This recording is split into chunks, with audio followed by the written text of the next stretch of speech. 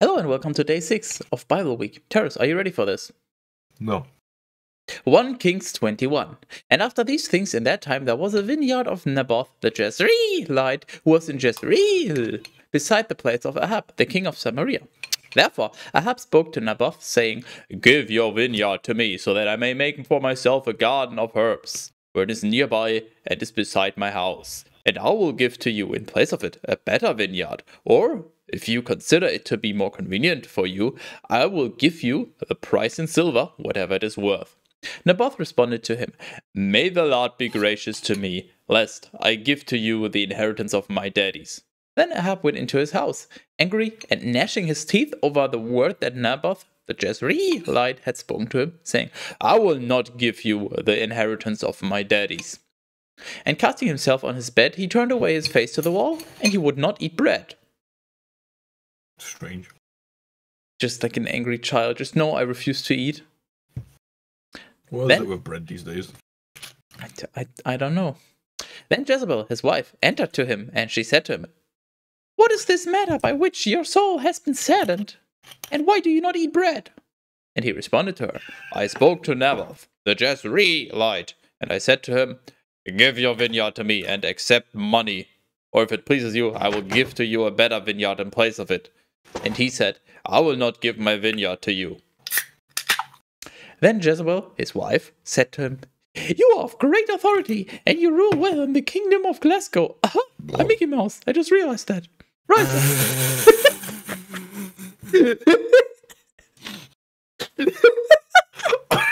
Guilty. You're so welcome for this.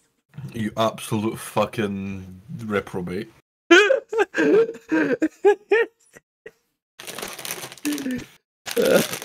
I can't believe you've done this, thanks. I should have waited a little longer. Just as your mid-sip.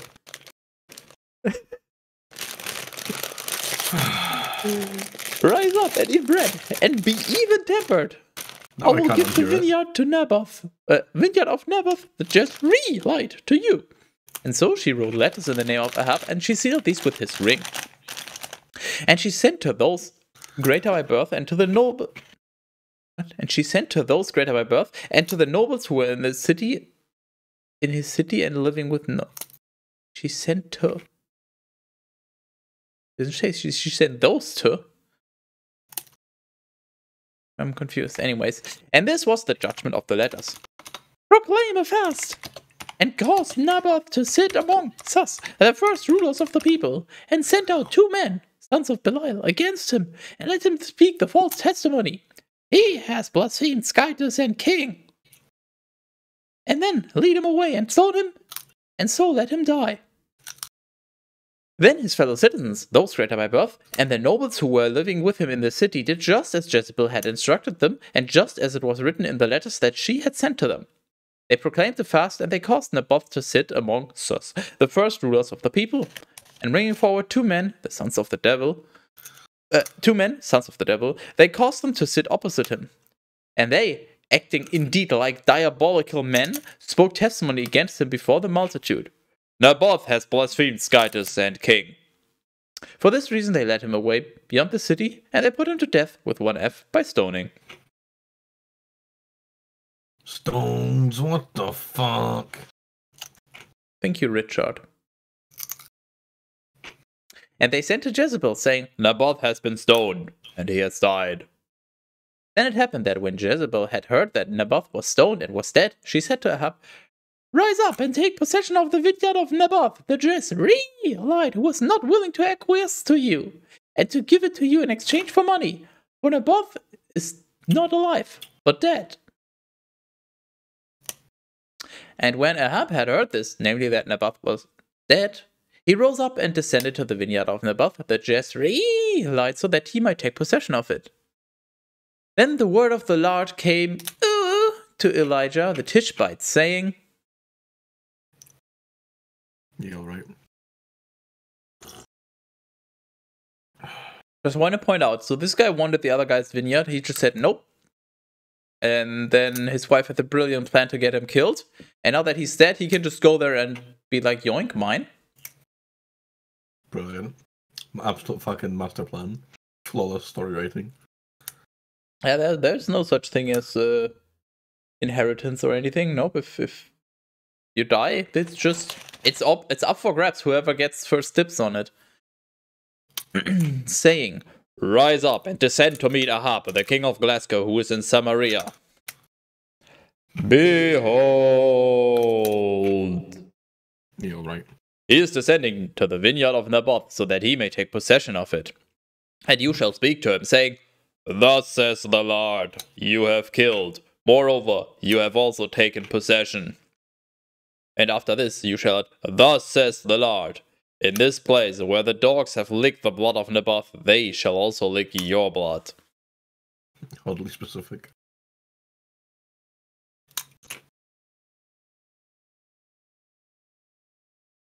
And Ahab said to Elijah, "Have you discovered me to be your enemy?" And he said, I have discovered you to have been sold, so that you would do evil in the sight of the Lord. Behold, I will lead evil over you, and I will cut down your posterity, and I will put to death, with one F, of Ahab, whatever urinates against the wall, and whatever is lame, and whatever is last in Glasgow. And I will cause your house to be like the house of Jeroboam, the son of Nebat, and like the house of Baasha, the son of Ahijah. For you have acted so that you provoked me to anger, and so that you caused Glasgow to sin. And about Jezebel also the Lord spoke, saying, The dogs shall consume Jezebel in the field of Jezreel. If Ahab will have died in the city, the dogs will consume him. But if he will have died in the fields, the birds of the air will consume him.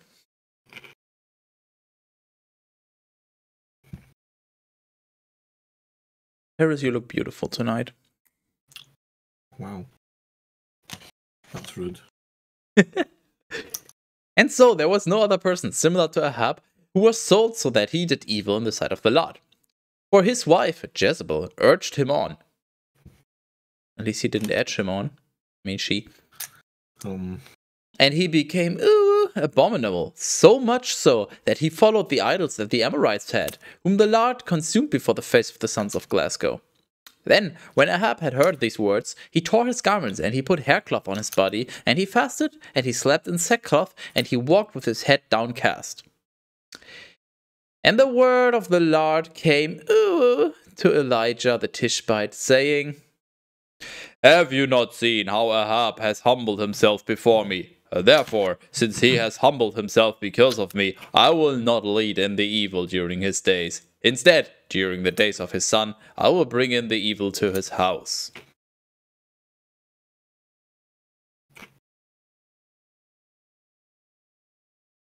What cat peasant said. Yeah, that one. 1 Kings 22. Then 3 years passed without war between Syria and Glasgow. But in the 3rd year, Jehoshaphat, the king of Judah, descended to the king of Glasgow. And the king of Glasgow said to his servants, Are you ignorant that Ramoth the Gilead is ours, and that we have neglected to take it from the hand of the king of Syria? And so he said to Jehoshaphat, Will you come to the battle with me at Ramoth Gilead? And Jehoshaphat said to the king of Glasgow, As I am, so also are you. My people and your people are one, and my horsemen are your horsemen. And Jehoshaphat said to the king of Glasgow, I beg you to inquire today of the word of the Lord. Therefore the king of Glasgow gathered together the prophets, about 400 men, and he said to them, Should I go to Ramoth Gilead and make war, or should I be at peace? They responded, Ascend, and the Lord will give it into the hand of the king. Then Jehoshaphat said, Is there not here a particular prophet of the Lord, so that we may inquire by him? And the king of Glasgow said to Jehoshaphat, One man remains, by whom we may be able to inquire of the Lord, Micaiah, the son of Imlah, but I hate him. For he does not prophesy good to me, but evil. Fuck that one guy in particular. He's just the one. And Jehoshaphat said, "You should not speak in this way, O king." Therefore the king of Glasgow called a certain eunuch, and he said to him, "Hurry to bring here Micaiah, the son of Imlah." Now the king of Glasgow and Jehoshaphat, the king of Judah, were each sitting up on his own throne, clothed in the habit of royal vestments, in a courtyard beside the entrance of the gate of Samaria. And all the prophets were prophesying in their sight. Also Zedekiah, the son of Chinana, made for himself horns of iron. And he said, "Thus says the Lord, with these you shall threaten Syria until you destroy it." And all the prophets were prophesying similarly, saying, "Ascend to Ramoth Gilead and go forth to success, for the Lord will deliver it into the hands of the king." Then truly the messenger who had gone to summon Micaiah spoke to him, saying, "Behold, the words of the prophet, as if with one mouth, are predicting good to the king. Therefore let your word be like theirs, and speak what is good."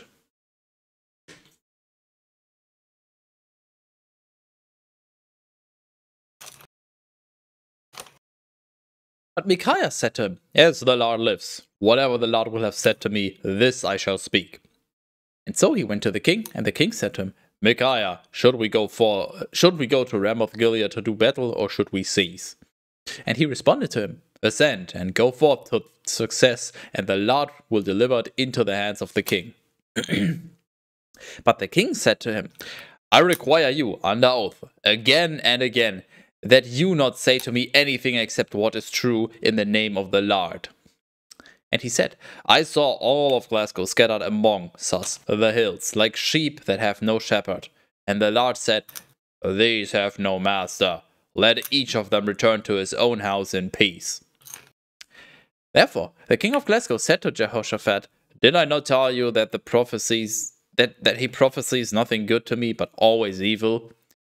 Yet truly, continuing, he said, "Because of his, listen to the word of the Lord. I saw the Lord sitting upon his throne, and the entire army of heaven was standing beside him, to the right and to the left.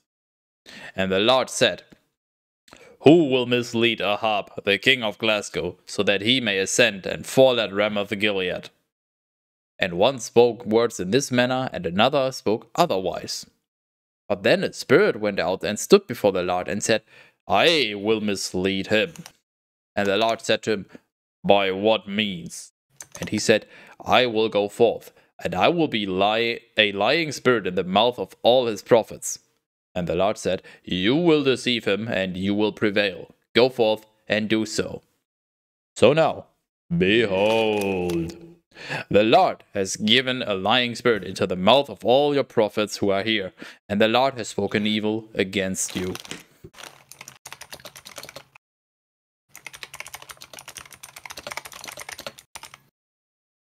Then Zedekiah, the son of Chananana, drew near and struck Micaiah on the jaw. And he said, "So then, has the Spirit of the Lord left me and spoken to you?" And Micaiah said, "You shall see in the day when you will enter into a room within a room, so that you may conceal yourself." Whatever the fuck that's supposed to mean. And the king of Glasgow said, "Take Micaiah and let him dwell with Ammon, the ruler of the city, and with Joash, the son of Amalek, and tell them, Thus says the king, put this man in prison and sustain him with the bread of affliction and with the water of distress until I return in peace." Ah yes, the water of distress. I think you're familiar with that. And Micaiah said, "If you will have returned in peace, the Lord has not spoken through me." And he said, "May all the people hear it." And so the king of Glasgow and Jehoshaphat, the king of Judah, ascended to Ramoth Gilead. Then the king of Glasgow said to Jehoshaphat, "Take up your armor and enter the battle, and be clothed in your own garments." But the king of Glasgow changed his clothing, and he entered the war. Now the king of Syria had instructed the 32 commanders and chariots, saying, "You shall not fight against anyone, small or great, except against the king of Glasgow alone." Therefore, when the commanders of the chariots saw Jehoshaphat, they suspected that he was the king of Glasgow, and making a violent assault, they fought against him. And Jehoshaphat cried out. And the commanders of the chariots understood that he was not the king of Glasgow, and so they turned away from him. Yeah, that makes perfect sense, totally. But a certain man bent his bow, aiming the arrow without certitude, and by chance he struck the king of Glasgow between the lungs and the stomach. Then he said to the driver of his chariot, "Turn your hand and carry me away from the army, for I have been grievously wounded." Then the battle was undertaken throughout that day. And the king of Glasgow was standing on his chariot opposite the Syrians, and he died in the evening. For the blood was flowing from the wound into the joints of the chariot. And a herald proclaimed throughout the entire army before the setting of the sun, saying, "Let each one return to his own city, into his own land." Then the king died, and he was carried into Samaria, and they buried the king in Samaria. And they washed his chariot in the pool of Samaria. And the dogs licked up his blood, and they washed their reins in accord with the word of the Lord which he had spoken. But the rest of the words of Ahab, and all that he did, and the house of ivory that he built, and all the cities that he constructed, were these not written in the book of the words of the days of the kings of Glasgow?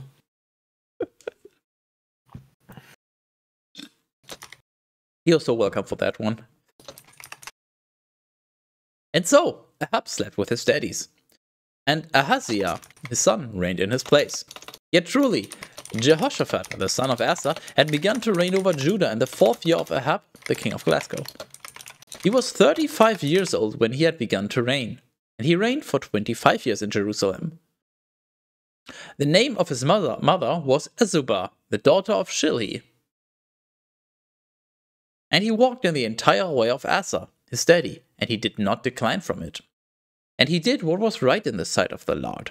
Yet truly he did not take away the high places, for still the people were sacrificing and burning incense in the high places. And Jehoshaphat had peace with the king of Glasgow. But the rest of the words of Jehoshaphat and his works that he did, and the battles, were these not written in the book of the words of the days of the kings of Judah? Well. By the way, something that I noticed there's 2 different books. There's the word of the book of the fuck you of Judah and of Glasgow, but we're just gonna have to drink for both of them. Yeah, that sounds about right. Actually, let me fix that. Glasgow / Judah. There we go. Or just in square brackets, book name. Fine. Wouldn't that just be more Kings efficient? Kings of a tribe, rather, I guess. Tribe, sure. Whatever. And then, too, the remnant of the effeminate, who had remained in the days of Asa, his daddy, he took away from the land. What? Why are you... femboy? At that time, there was no king appointed in Idom EA. It's in the Bible. Yet truly, King Jehoshaphat had made a navy on the sea, which would sail to Ophir for gold. But they were unable to go, because the ships were broken down at Ezion-Geber. And then Ahaziah, the son of Ahab, said to Jehoshaphat, "Let my servants go with your servants on the ships." But Jehoshaphat was not willing. And Jehoshaphat slept with his daddies, and he was buried with them in the city of David, his daddy. And Jehoram, his son, reigned in his place. Then Ahaziah, the son of Ahab, began to reign over Glasgow and Samaria in the 17th year of Jehoshaphat, the king of Judah. And he reigned over Glasgow for 2 years. And he did evil in the sight of the Lord. And he walked in the way of his daddy and his mother, and in the way of Jeroboam, the son of Nebat, who caused Glasgow to sin. Also, he served Baal, and he adored him. And he provoked the Lord, the Skytis of Glasgow, in accord with all that his daddy had done. What about the book of the word of the days of our lives? Ha! You have a life, fucking nerd. Bitch.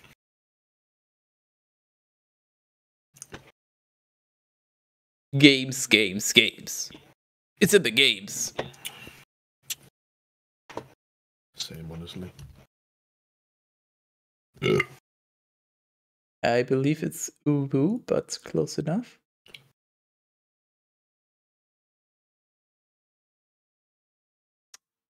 Teras.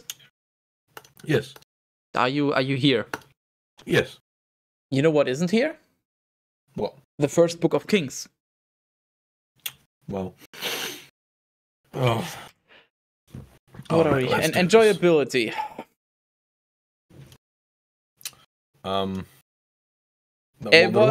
It started being pretty funny when they always mentioned the book of the word of the days of the kings of something.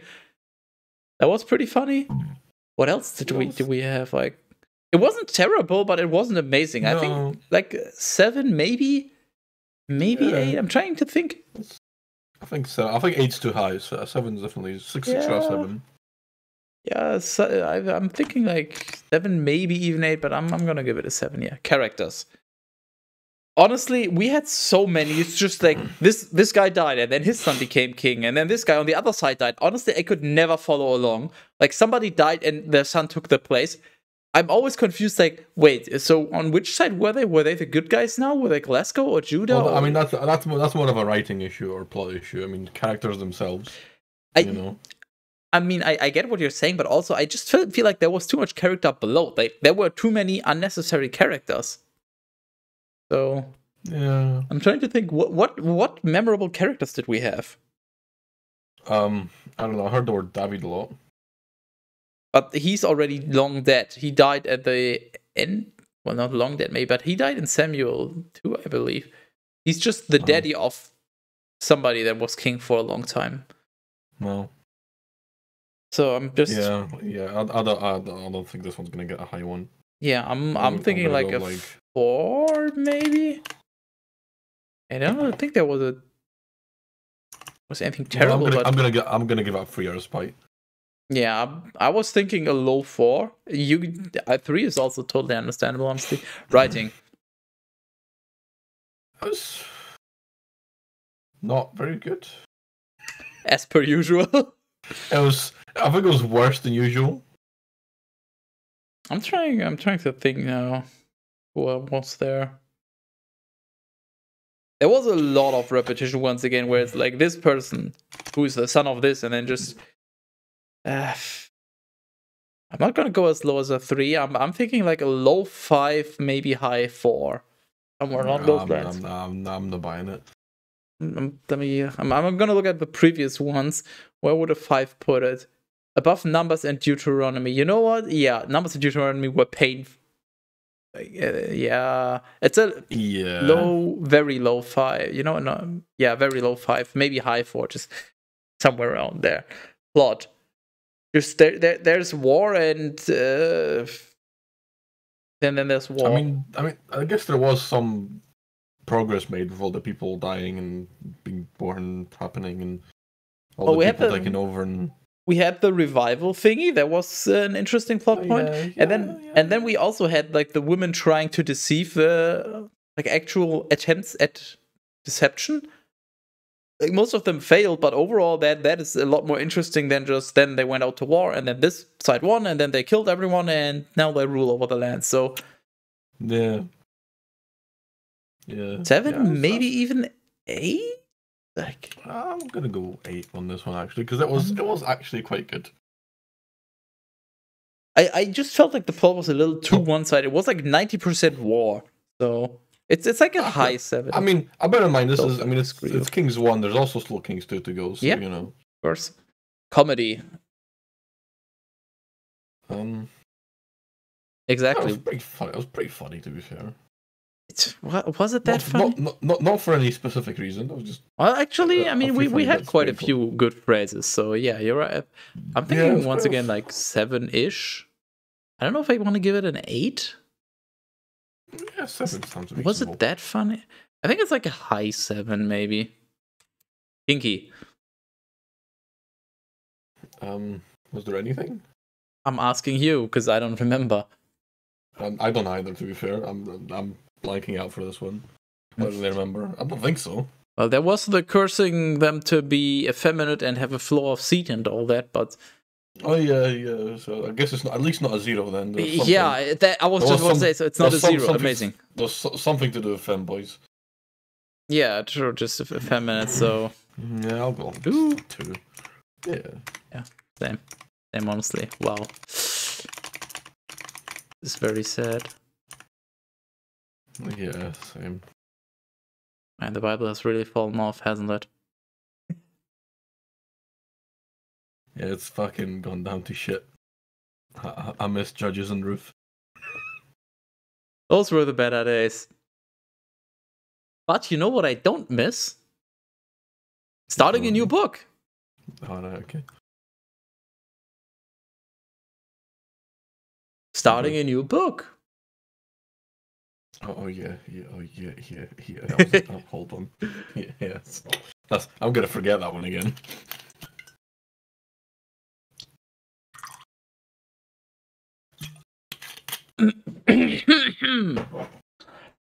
God damn it. The second book of Kings. Gay, what? Gay. Why are you gay? 2 Kings 1. Then, after the death, with one F, of Ahab, Moab transgressed against Glasgow, and Ahaziah fell down through the lattices of his upper room, which he had in Samaria. And he was injured. Excuse me, what? He fell down through the lattices of his upper room, and he was injured. Thanks, Bible. Oh, that is actually, that might even make it into the best of. That is pretty funny. And he sent messengers, saying to them, "Go, consult Beelzebub, the Skytis of Ekron, as to whether I may be able to survive this infirmity of mine." Fun fact, first mention of Beelzebub, I believe. Wow. And an angel of the Lord spoke to Elijah, the Tishbite, saying, "Rise up and ascend to meet the messengers of the king of Samaria, and you shall say to them, Is there not a Skytis in Glasgow, so that you would go to consult Beelzebub, the Skytis of Ekron? For this reason, thus says the Lord, from the bed which you have ascended, you shall not descend. Instead, dying you shall die." Nice. Yeah, that's a classic classic Bible move. Dying while dying, my favorite. I'm gonna kill you if you die anyway. Do not die. Death penalty. And Elijah went away, and the messengers returned to Ahaziah, and he said to them, "Why have you returned?" But they responded to him, "A man met us, and he said to us, Go and return to the king who sent you, and you shall say to him, Thus says the Lord, Is it because there was no Skytis in Glasgow that you are sending to consult Beelzebub, the Skytis of Ekron? Therefore, from the bed which you have ascended, you shall not descend. Instead, dying you shall die." And he said to them, "What was the appearance of the dress of that man who met you and who spoke these words?" And so they said, "A hairy man, with a belt of leather wrapping his waist." He's a hairy man. And he said, "It is Elijah, the Tishbite." Yes, of course, identifiable by 2 traits, hairy and a leather belt around his waist. And he sent to him a leader of 50, with the 50 who were under him. And he ascended to him, sitting at the top of a hill, and he said, "Man of Skytis, the king commanded that you should descend." And responding, Elijah said to the leader of 50, "If I am a man of Skytis, let fire from heaven descend and devour you and your 50. And then fire from heaven descended and devoured him and the 50 who were with him. Thanks. And again, he sent to him another leader of 50 and the 50 with him. And he said, "Man of Skytis, thus says the king, hurry, descend." Responding, Elijah said, "If I am a man of Skytis, let fire from heaven descend and devour you and your 50. And fire from heaven descended and devoured him and his 50. Again, he sent a third leader of 50 men and the 50 who were with him. And when he had arrived, he bent his knees before Elijah and he pleaded with him and said, "Man of Skytis, do not choose to despise my life and the lives of your servants who are with me. Behold, no, not again. Fire from heaven descended and devoured the 2 previous leaders of the 50 and the 50s who were with them. But now, I beg you to take pity on my life.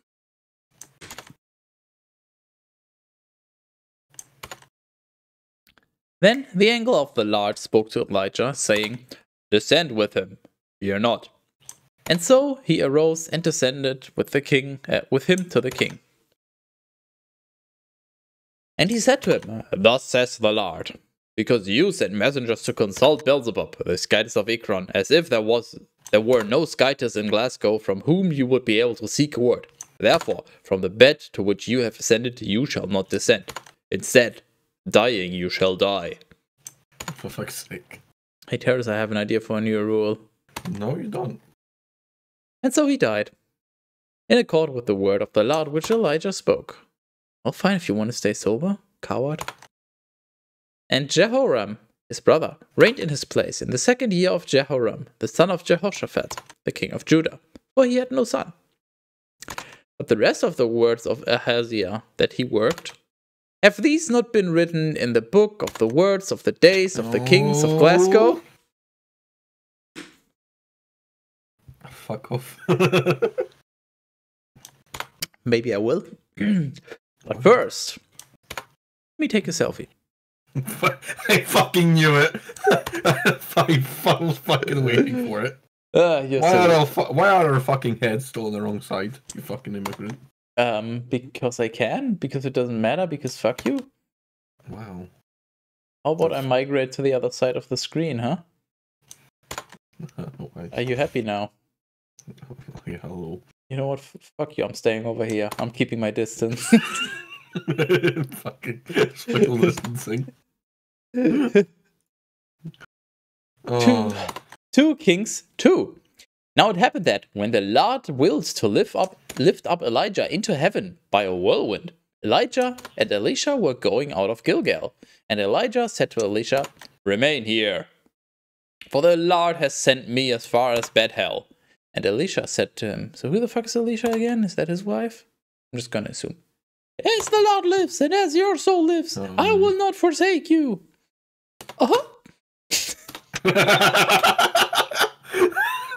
And when they had descended to Bethel, the sons of the prophets who were at Bethel went out to Elisha, and they said to him, oh, it's him, damn it. Oh my fucking god. Do you not know that today the Lord will take away your lot from you? And he responded, I know it. Be silent. Then Elijah said to Elisha, Remain here, for the Lord has sent me to Jericho. And he said, As the Lord lives, and as your soul lives, I will not forsake you. And when they had arrived at Jericho, the sons of the prophets who were at Jericho drew near to Elisha, and they said to him, Do you not know that today the Lord will take away your lot from you? And he said, I know it. Be silent. Then Elijah said to him, Remain here, for the Lord has sent me as far as the Jordan. And he said, As the Lord lives, and as your soul lives, I will not forsake you. And so the 2 of them continued together. Hey, remember the thing about repeating 3 times? He will not forsake him. Yeah. You're welcome. And 50 men from the sons of the prophets followed them, and they stood opposite them at a distance. But the 2 of them were standing above the Jordan. And Elijah took his cloak, and he rolled it up, and he struck the waters, which were divided into 2 parts, and they both went across on dry ground. And when they had gone across, Elijah said to Elisha, Ask what you wish that I may do for you, before I am taken from you. So this whole sea parting trick isn't just like a one-time gambit. No, it just becomes a common ability. I don't know, maybe it's just you need to reach a certain level. Or maybe it's locked behind a specific class or skill tree. No. Should have become a Christian. I would have been parting seas by now. Wouldn't that be called a C-section? Yes.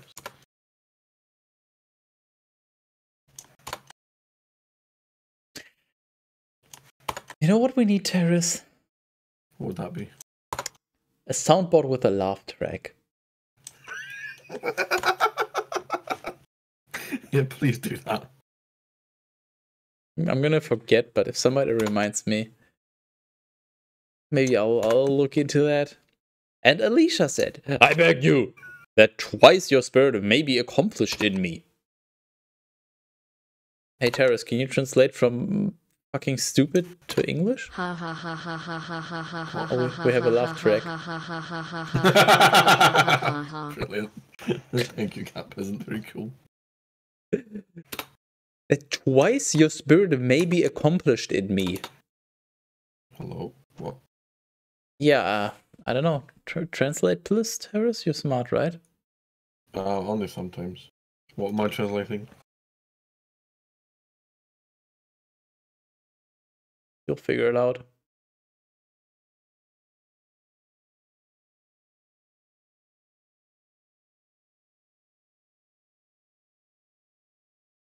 My refund. Can't spell refund without fun. Watch me. I'm watching. Please stop watching me. I don't have a stopwatch. Maybe you shouldn't have a laugh track. I'm just gonna be my own laugh track. With blackjack and hooker. I mean, what? And he responded, you have requested a difficult thing. Nevertheless, you see me when I am taken from. If you see me when I am taken from you, you will have what you requested. But if you do not see, it shall not be. What? Why? He's basically saying, if you watch me die, you'll get your wish. If you don't, you won't. And as they continued on, they were conversing while walking. And behold, a fiery chariot with fiery horses divided the two, and Elijah ascended by a whirlwind into heaven. The whirlwind is a much more Christian ability than I thought it was. I always thought it was just this generic melee AoE ability in games, but it's actually Christian inspired. Then Elisha saw it and he cried out, my daddy! My daddy!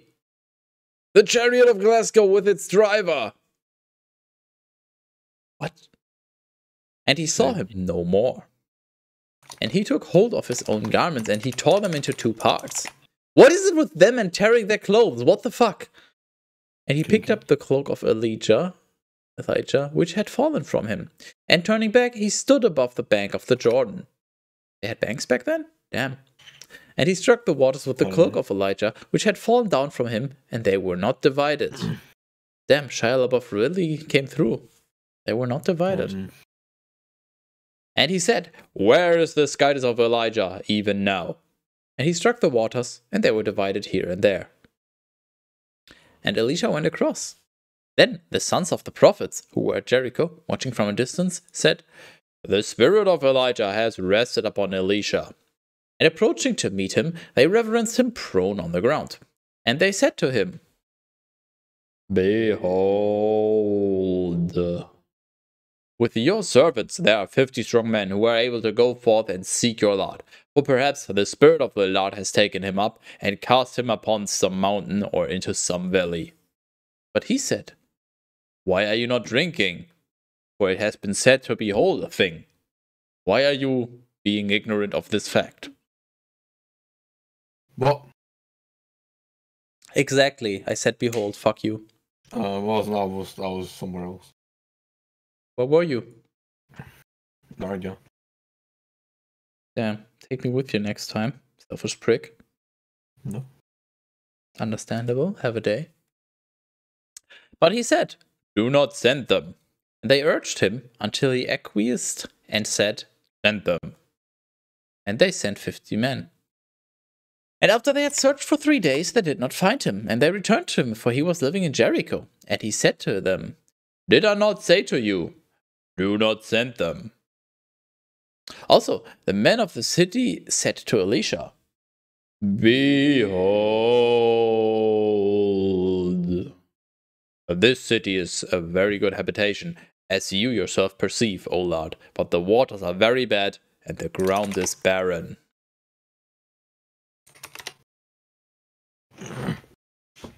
And so he said, "Bring a new vessel to me, and place salt in it." Rip salt. And when they had brought it, he went out to the source of the waters, and he cast the salt into it, and he said, "Thus says the Lord, I have healed these waters, and no longer shall there be death with one F or barrenness in them." Then the waters were healed, even to this day, in accord with the word of Elisha which he spoke. Then he went up from there into Bethel. And as he was ascending along the way, little boys departed from the city, and they were mocking him, saying, "Go up, bald head! Go up, bald head!" And when he had looked back, he saw them, and he cursed them in the name of the Lord. And 2 bears went out from the forest, and they wounded 42 boys amongst them. Then he went away from there to Mount Carmel, and he returned from there to Samaria. What? How mature. Help, they're mocking me for being bald. Curse them. And then... Bald, what the fuck? Teras, would you like to read the next chapter? Why? Because as far as I remember, you've never done it, and I feel like you might be remotely decent at voice acting, so this could be very interesting. No, I'm not very good at voice acting, actually. More than I am. No, I'm not. No, Factually inaccurate, you're lying, and you know it. No. Okay, well, do you have a replacement voice actor? Hey, cat peasant, you got a spare 5 minutes.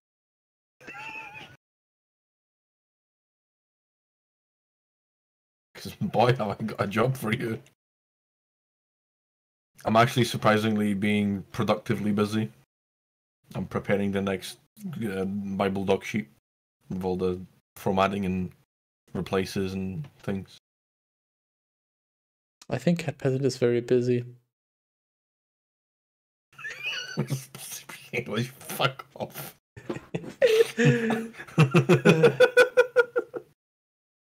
You know, this is a classic checkmate atheist moment. Because your Lord has forsaken you. Oh. Yeah. 2 Kings 3. Truly, Joram, the son of Ahab, reigned over Glasgow and Samaria in the 18th year of Jehoshaphat, the king of Judah. And he reigned for 12 years. And he did evil in the sight of the Lord, but not as his daddy and mother did. For he took away the statues of Baal which his daddy had made. Yet truly, he did adhere to the sins of Jeroboam, the son of Nebat, who caused Glasgow to sin. Neither did he withdraw from these.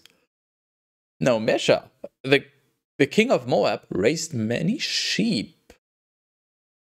And he repaid to the king of Glasgow 100,000 lambs and 100,000 rams with their fleece. And when Ahab had died, he transgressed the pact that he had with the king of Glasgow. Therefore, King Joram departed on that day from Samaria, and he took account of all of Glasgow. And he sent to Jehoshaphat, the king of Judah, saying, The king of Moab was withdrawn from me. Come, Uwu, to battle with me against him. And he responded, I will go up. What is mine is yours. My people are your people, and my horses are your horses. And he said, Along which way shall we ascend? So he responded, Along the desert of I-Dam-Ea. It's in the Bible. Therefore, the king of Glasgow, the king of Judah, and the king of I-Dam-Ea. It's in the Bible. Traveled, and they went by a circuitous path for 7 days. But there was no water for the army or for the beasts of burden which were following them. And the king of Glasgow said, Alas, alas, alas.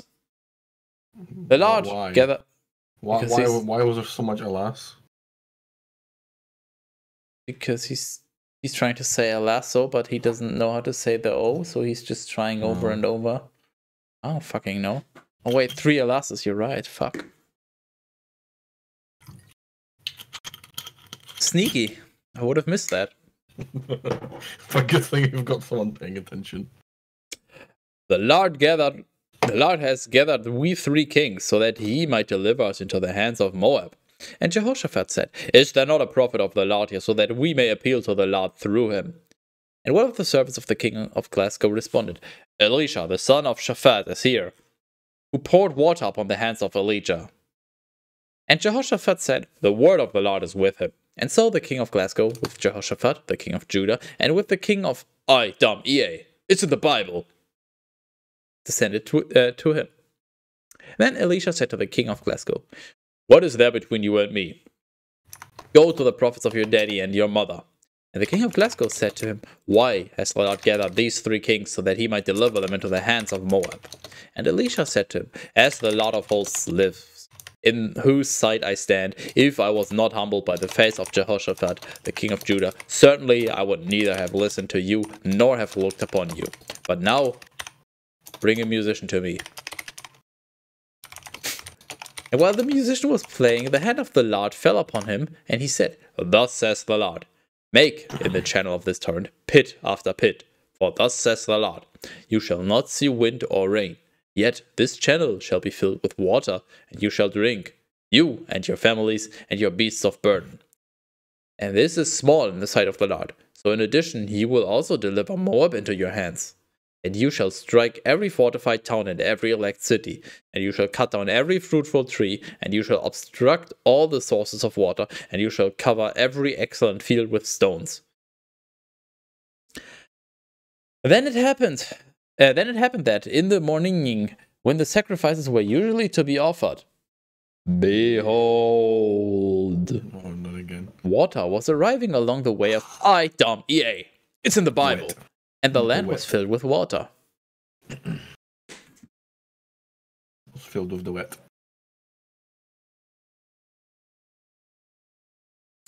And then all the Moabites, hearing that the kings had ascended so that they might fight against them, gathered all who had been girded with a belt around them, and they stood at the borders.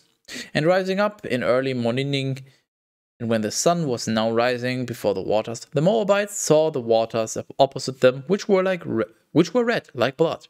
And they said, it is the blood of the sword. The kings have fought amongst us themselves and have slain one another. Go now, Moab, to the spoils. And they went into the camp of Glasgow. But Glasgow, rising up, struck Moab, and they fled before them.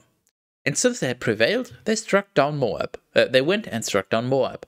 And they destroyed the cities. And they filled up every excellent field, each one casting stones. And they obstructed all the sources of water.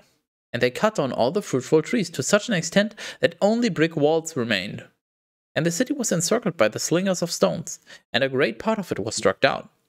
And when the king of Moab had seen this, specifically that the enemies had prevailed, he took with him 700 men who draw the sword, so that he might break through to the king of Ea. It's in the Bible. But they were unable. And taking his firstborn son, who would have reigned in his place, he offered him as a holocaust upon the wall. Able. And there was a great indignation in Glasgow, and they promptly withdrew from him, and they turned back to their own land. A toast? Your mum's a toast. But Sliced you're bread. supposed to speak a toast now.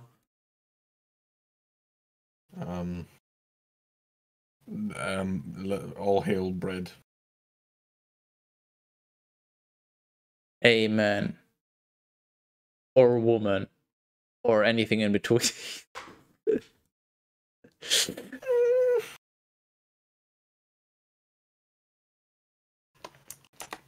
2 Kings 4. Now a certain woman from the wives of the prophets cried out to Elisha, saying, my husband, your servant, is dead. And you know that your servant was the one who fears the Lord. And a creditor has arrived so that he may take away my 2 sons and to serve him.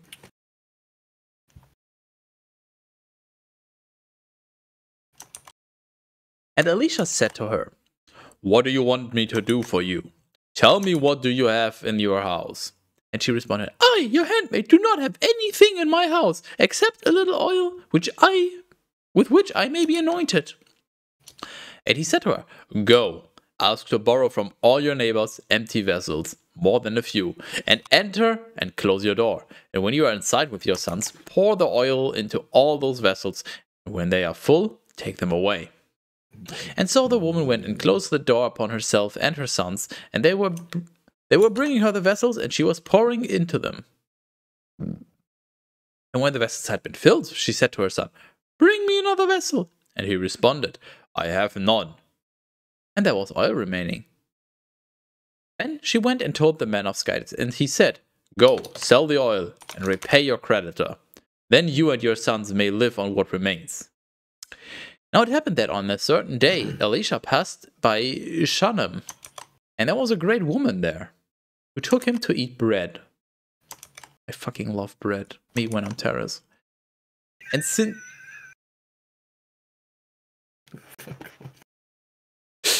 since he frequently passed by there, he turned aside to her house so that he might eat bread. Starting to think like eating bread is just a metaphor for something else. And she said to her husband, "I have noticed that he is a holy man of Skytis who passes by us frequently. Therefore, let us prepare a small upper room for him, and place a bed in it for him, and a table, and a chair, and a lampstand, so that when he comes to us, he may stay there."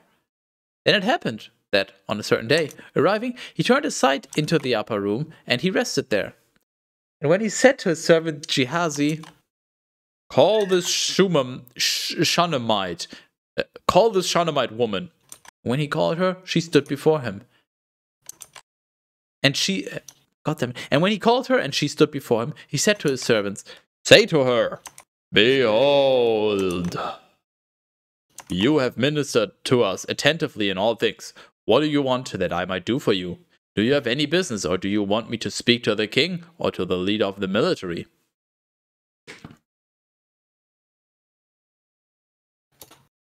And she responded, "I live in the midst of my own people." And he said, "Then what does she want that I might do for her?" And Gehazi said, "You need not ask, for she has no son, and her husband is elderly." And so he instructed him to call her. And when she had been called, and she was standing before the door, he said to her, "At this time, and at this hour, with life as a companion, you will have a son in your womb." But she responded, "Do not, I ask you, my lord, a man of Skytis, do not be willing to lie to your handmaid." And the woman conceived, and she bore a son in the time at the same hour as Elisha had said. Wow. Teras, what just happened? What happened where? Exactly. Someone said no, and they said yes, and they were like, "So." No, even better. They just. The woman doesn't have a son. Right. So the woman that is being very hospitable to this man of Skytis. The woman doesn't have a son, and her husband is elderly. Which probably just means that he cannot make children with her. So this man of Skytis just says to her at a specific time, at a specific hour, "You'll just have a son in your womb." And then she's like, "Yo, don't fucking lie to me, bitch." And then it just happened that she bore a son. Wow.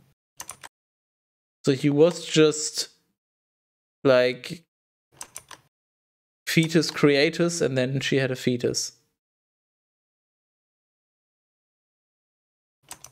Quite impressive, actually. What a fucking magic trick. Okay, I see Teras is not interested in my elaboration of the events that have just happened. I mean, I get the general idea.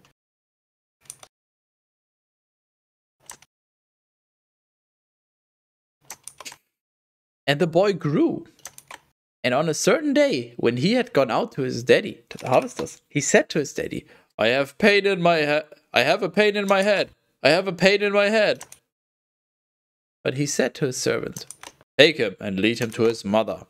But when he had taken him, and he had led him to his mother, she placed him upon her knee until midday, and then he died. That's... Hold on. 1, 2, 3, 4, 5, 6, 7, 8, 9, 10. Yep, that's within 10. Son of a bitch. Did you just call this very hospitable woman a bitch? Excuse me? Okay, understandable. Then she went up and laid him out on the bed of the man of Skytis, and she closed the door. And departing, she called her husband, and she said, "Send me with you! Wait, fun. Sit with me, I beg you, one of your servants, and a donkey, so that I may hurry to the man of Skytis and then return. And he said to her, what is the reason that you would go to him? Today is not the new moon, and it is not the Sabbath bath. She responded, I will go. And she saddled the donkey, and she instructed her servant, drive and hurry on.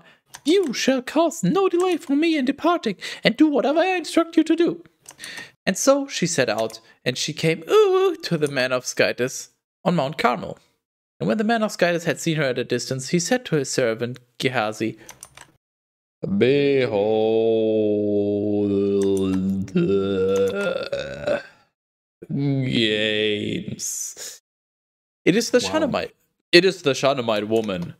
So then, go to meet her, and say to her, does all go well concerning you and your husband and your son?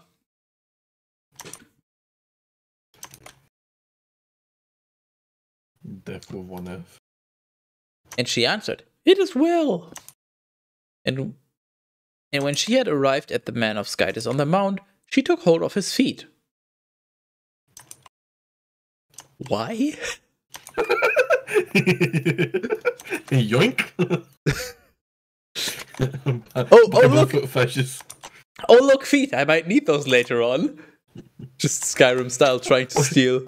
I shouldn't take them, she just held them. She just likes holding feet. Yeah, she's just like, yoink, mine. Wait, let go of them. And Gehazi drew near, so that he might remove her. But the man of Skytis said, permit her, for her soul is in bitterness, and the Lord has concealed it from me, and has not revealed it to me. And she said to him, Did I ask a son from my Lord? Did I not say to you, you should not deceive me? I wish you the best of luck with that. Please do not miss. Do not miss. Take your time to aim. Wow, thanks. Thanks for the advice, Grandpa. And so he said to Gehazi, gird your waist and take my staff in your hand and go. If any man will meet you, you shall not greet him. And if anyone greets you, you shall not respond to him. And place my staff upon the face of the boy. How fucking rude. But the mother of the boy said, as the Lord lives, and as your soul lives, I will not release you. Oh, so it's like a fucking child clinging onto the legs of their parents when they want to go to work or something, you know? She's probably a relatively mature woman, so it's just fucking weird. Therefore, he rose up and he followed her. But Gehazi had gone before them, and he had placed the staff upon the face of the boy. And there was no voice nor any response. And so he returned to meet him, and he reported to him, saying, the boy did not rise up. There, holy fuck, can the camera just decide on what to... It is irritating when it's moving. Therefore, Elisha entered the house, and...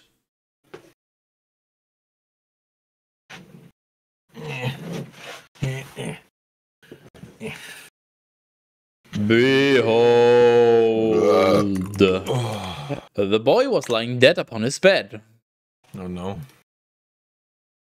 I'm beholding. Hold on. Oh, hold on. Oh! And entering, he closed the door upon himself and the boy. And he prayed to the Lord. And he climbed up and lay across the boy. Hello? What? And he put his mouth over his mouth, and his eyes over his eyes, and his hands over his hands. What the fuck is going on? And he leaned himself over him, and the body of the boy grew warm. And returning, he walked around the house, first here, then there. He went up and lay across him. And the boy gasped. And the boy gasped 7 times. 7, specifically 7 times, exactly. Extremely specifically, yeah. And he opened his eyes. I just, you know, that's just... That's an oddly sexual revival ritual. That's just all I... But this is revival number 3 in the Bible now. Wonderful, my favorite. So apparently reviving is not even that difficult. And he called Gehazi and said to him, call this Shunammite woman. And having been called, she entered to him. And he said, "Take up your son." She went and fell at his feet. And she reverenced upon the ground, and she took up her son and departed. And Elisha returned to Gilgal. Now there was a famine in the land, and the sons of the prophets were living in his sight. And he said to one of his servants, "Set out a large cooking pot and boil a soup for the sons of the prophets." And one went out like into a fucking lobster. no, just one soup. Just the one soup. And one went out into the field so that he might collect wild herbs, and he found some. Teras, what did you do? What did I do? Please read what I highlighted for you. Just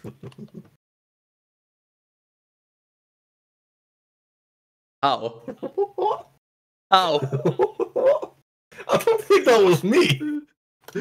You know what? I shall verify this. Yeah, please do, because I have no recollection of anything. Guide, no. Bible, yes. Hold on. What can we look for? Just that. The previous sentence should probably work. Hold on.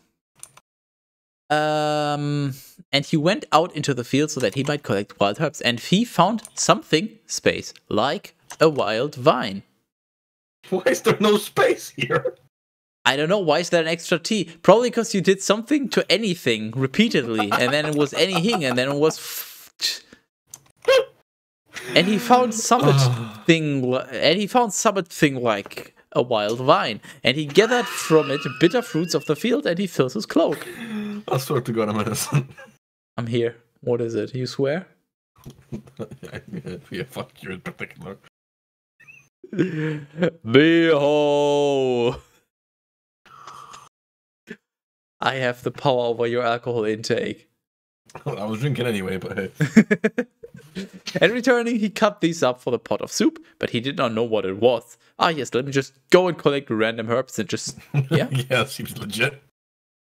Then they poured it out for their companions to eat, and when they had tasted the mixture, they cried out, saying, "Death with one F is in the cooking pot, O man of Skytis!"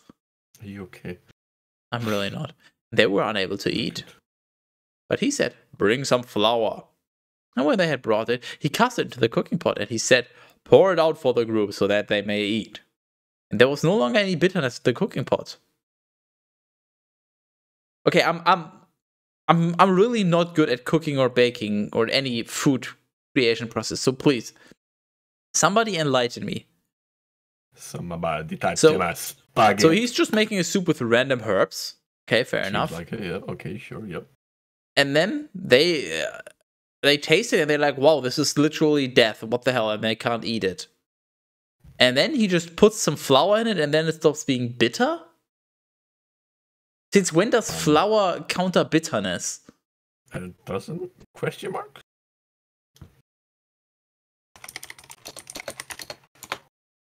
It does. It did back then. Wow, fucking, so that's some fucking fancy flour they have. Bible man uses herbs and spices to not make food taste like shit.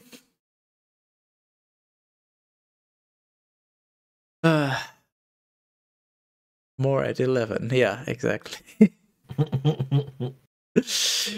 Now a certain man arrived from Baal Shalisha, carrying, for the man of Skytis, bread from the first fruits, 20 loaves of barley, and new grain in his satchel. But he said, "Give it to the people so that they may eat it. And his servants responded to him, "What amount is this, that I should set it before 100 men? But he said again, "Give it to the people so that they may eat it, for thus says the Lord, they shall eat, and there shall be still more." And so he set it before them, and they ate, and there was still more, in accord with the word of the Lord. So basically somebody arrives, and he just has some food, and he's like, "Here, give this to your people." And they're like, "How much is this?" And he's like, "Just give it to them, for fuck's sake." And then it's going to be enough, fuck you. And then they actually just hand it out to all the people, and hey, it is enough. Just Bible TM. Sounds about right.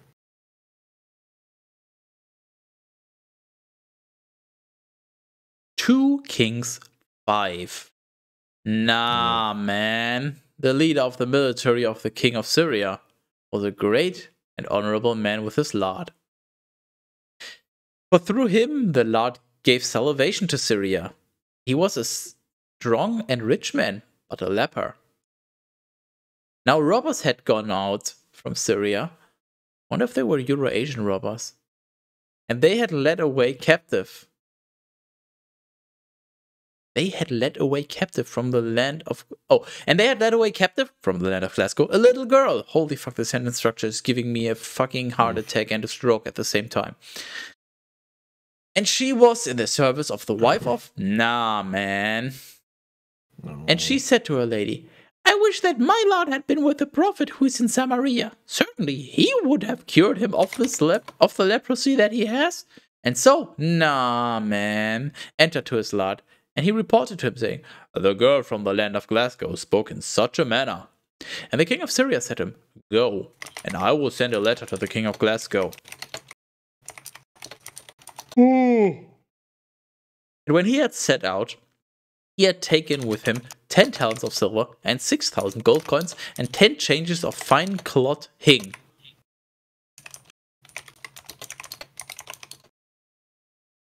I don't know. I don't understand anymore. I exactly understand. It's just you suck at life. You're welcome. 10 changes of cloth, a fine cloth hing. You're welcome. Earth refuses to use his brain, per usual. And he brought the letter to the king of Glasgow in these words. When you will receive this letter, know that I have sent to you my servant, nah man, so that you may heal him of his leprosy. And when the king of Glasgow had read the letter, he tore his garments, and he said, Am I Skytis, so that I could take or give life, or so that this man would send to me to cure a man from his leprosy? Take notice, and see that he is seeking occasions against me. And when Elisha, the man of Skytis, had heard this, specifically, that the king of Glasgow had torn his garments, he sent to him, saying, Why have you torn your garments? Let him come to me, and let him know that there is a prophet in Glasgow. Therefore, Naaman arrived with his horses and chariots, and he stood at the door of the house of Elisha. And Elisha sent a messenger to him, saying, God damn it. Woo! Saying, Go and wash 7 times in the Jordan, and your flesh will receive health, and you will be clean. And becoming angry, Naaman went away, saying, I thought that he would have come out to me, and standing would have invoked in the name of the Lord, his Skytis, and that he would have touched the place of the leprosy with his hand, so have healed me. Are not the Abana and Pharpar, the rivers of Damascus, better than all the waters of Glasgow, so that I might wash in them and be cleansed? But then, after he had turned himself away and was leaving with indignation, his servants approached him, and they said to him, If the prophet had told you, Daddy, to do something great, certainly you ought to have done it. How much more so now that he has said to you, Wash, and you will be clean. So he descended and washed in the Jordan 7 times, in accord with the word of the man of Skytis, and his flesh was restored, like the flesh of a little child. Okay. And he was made clean. And returning to the man of Skytis with his entire retinue, he arrived, and he stood before him and said, Truly I know there is no other Skytis in all the earth except in Glasgow. And so I beg you to accept a blessing from your servant. But he responded, As the Lord lives, before whom I stand, I will not accept it. And though he urged him strongly, he did not agree at all. And Naaman said, As you wish, but I beg you to grant to me, your servant, that I may take from here the burden of 2 mules from the ground. For your servant will no longer offer holocaust or victim to other Skytises except to the Lord. But there is still this matter for which you will entreat the Lord on behalf of your servant. when my lord enters the temple of Rimmon, so that he may adore there, and he leans on my hand, if I will bow down in the temple of Rimmon while he's adoring in the same place, that the Lord may ignore me, while he's adoring in the same place, that the Lord may ignore me, your servant, concerning this matter. What the fuck did I just read? I literally have no fucking clue. I think everyone involved just had a stroke. I'm gonna have a stroke of alcohol. How about that?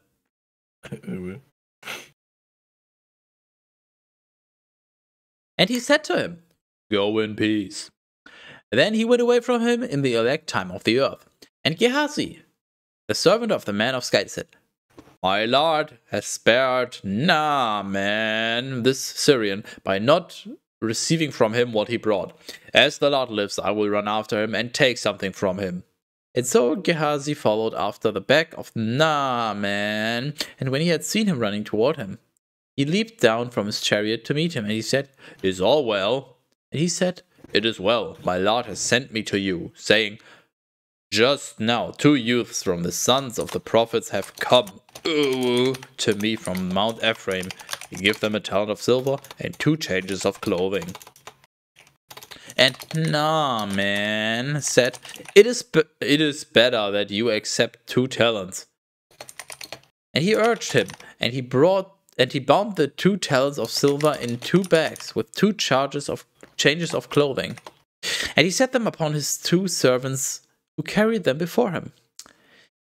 And when now he had arrived in the evening, he took them from their hands, and he restored them in the house, and he dismissed the men, and they went away. Then, having entered, he stood before his lord. And Elisha said, where are you coming from, Gehazi? And he responded, your servant did not go anywhere. But he said, was my heart not present when the man turned back from his chariot to meet you? And now you have received money, and you have received garments, so that you might buy olive groves and vineyards and sheep and oxen and men and women servants. So then the leprosy of Naaman shall adhere to you and to your offspring forever. And he departed from him a leper, as white as snow. Basically, this guy, Eli something, one that survived, Elisha, so Elisha heals a random man of leprosy, and then the servant of Elisha runs after the dude and actually takes payment, which Elisha refused. And then Elisha is like, wow, you took payment? Here, have some leprosy. And then his servant has leprosy. Understandable? Actually, surprisingly reasonable by Bible standards. Yeah. Yeah. But you know what is not reasonable? What isn't? 2 Kings 6. Now the sons of the prophets said to Elisha, behold, no. The place in which we live before you is too narrow for us. Let us go as far as the Jordan, and let us each take from the forest a piece of timber, so that we may build for ourselves a place to live there. See, told you it's not very reasonable. Well, I guess you're right. No, thanks, Skytis. What would we do without you? Not have alcohol poisoning, maybe? I'll do that very well, my hon. Thank you very much. Understandable. Have a poisoning. And he said, go. And one of them said, then you too should go with your servants. And he answered, I will go. And he went with them. And when they had arrived at the Jordan, they were cutting down wood. Then it happened that, while someone was cutting timber, the iron of the axe, without an E at the end, just AX, fell into the water. What? Axe. What? What the fuck? And he cried out and said, alas, alas, alas, I'm having a stroke. I'm having a stroke. I'm having a stroke. Please drink, Teras. Please drink, Teras.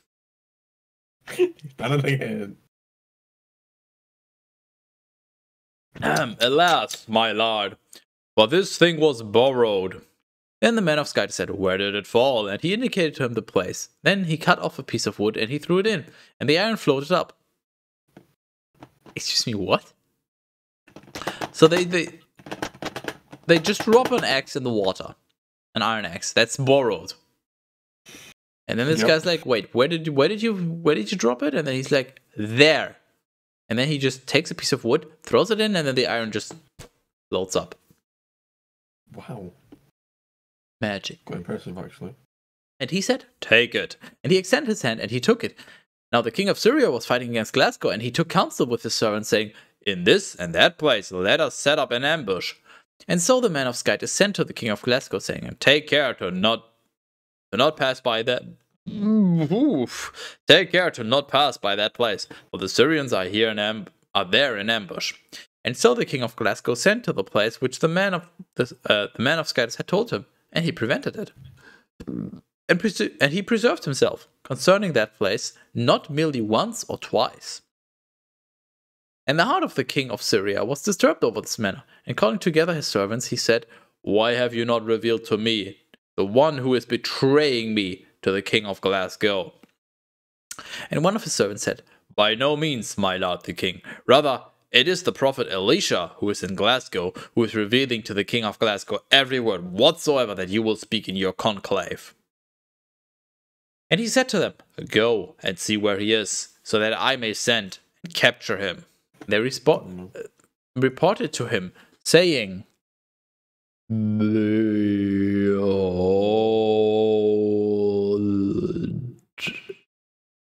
he is in Dothan."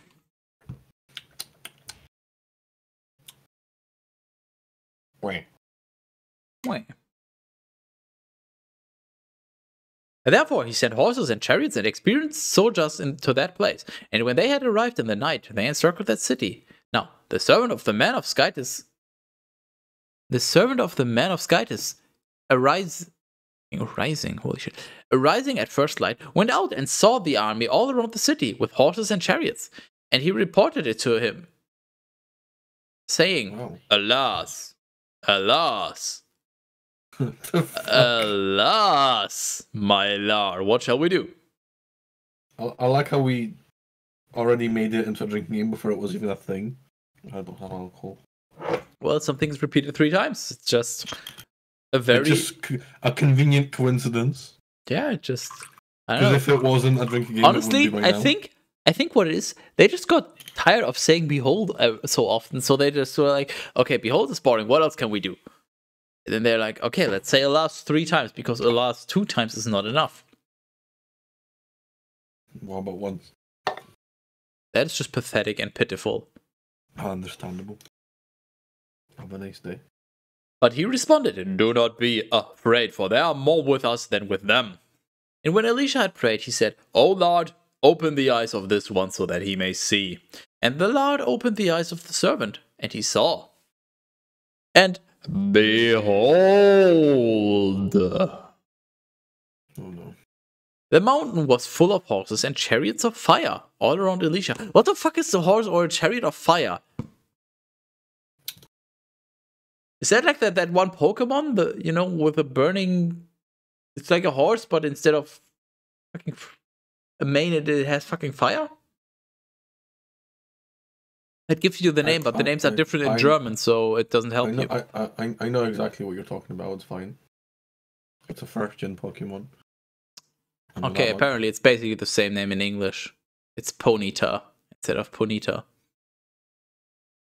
Nice. Yeah, did they just have those back then? Yeah. Well, maybe that's where the inspiration came from. Maybe. Is this part of the speech? No, it is not. The mountain was full of horses and chariots of fire all around Elisha. Then truly the enemies descended to him. But Elisha prayed to the Lord, saying, "Strike, I beg you, this people with blindness." And the Lord struck them, so that they would not see, in accord with the word of Elisha. Then Elisha said to them, the piss again. I am genuinely impressed. What about it? You're not in a particular... Oh my god, camera again, for fuck's sake. No, usually I'm the one that needs to go piss way too frequently. And now Teras does. Makes me feel slightly better about my own bodily incapabilities. Then he led them into Samaria. And when they had entered into Samaria, Elisha said, O Lord, open the eyes of these ones so that they may see. And the Lord opened their eyes, and they saw themselves to be in the midst of Samaria. And the king of Glasgow, when he had seen them, said to Elisha, My daddy, should I not strike them? And he said, You should not strike them, for you did not capture them with your sword or bow so that you might strike them. Instead, set bread and water before them so that they may eat and drink, and then go to their Lord. And a great preparation of food was placed before them. And they ate and drank, and he dismissed them. And they went away to their lot, and the robbers of Syria no longer came into the lands of Glasgow. Now it happened that, after these things, Ben-Hadad, the king of Syria, gathered together his entire army, and he ascended and was besieging Samaria. And a great famine occurred in Samaria, and it was blockaded for a long time until the head of a donkey was sold for 80 pieces of silver, and 1/4 part of a pint of pigeon's dung sold for Huh? Teras, I'm very sorry to interrupt your productivity, but you need to read out a verse for me. It's not a super long one. Just... And a great famine occurred in Samaria, and all was blockaded. That's the one. It was blockaded for a long time until the head of the donkey was sold for 8 pieces of silver. 80. 1/4 part of it's no longer. It just changed it to 8. Okay. Sold for 8 pieces of silver.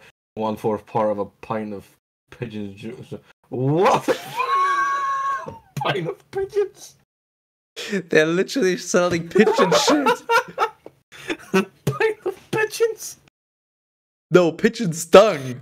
No, I like pint of pigeons more. They are literally selling a pint of pigeon's dung for 5 silver coins. I think the funnier thing is that someone's actually collecting it.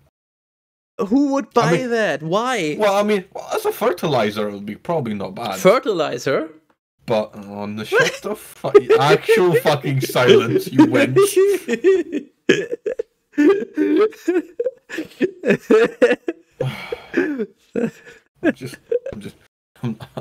No, you know what? I'm both disappointed and angry.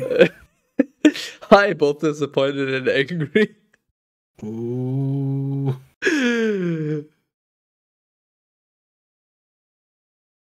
Pigeon droppings are used for dyeing. What are we dyeing though? Light, maybe? I'm dying. Are we dyeing light? No. Are we dyeing heavy? Me when I play Team Fortress 2 and need skins.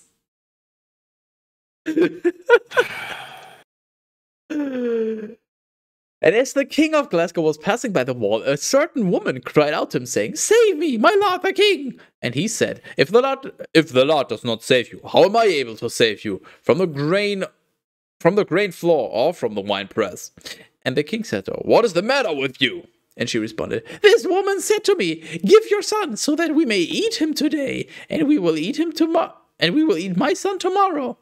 And therefore we cooked my son and we ate him. And I said to her on the next day, Give your son so that we may eat him. But she concealed her son.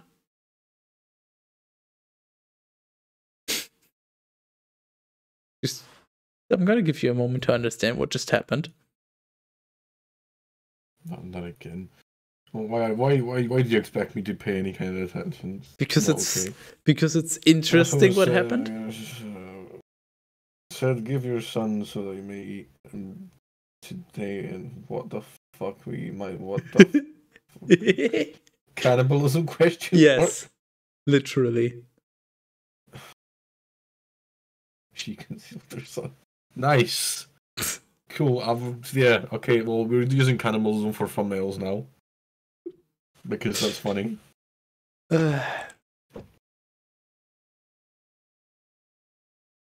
Cannibalism approved. Church approved. You're welcome. I don't know. I can't read what that says. That's fine. Oh, good. When the king had heard this, he tore his garments. Oh, not again. And he passed along the wall. I'm just tearing garments.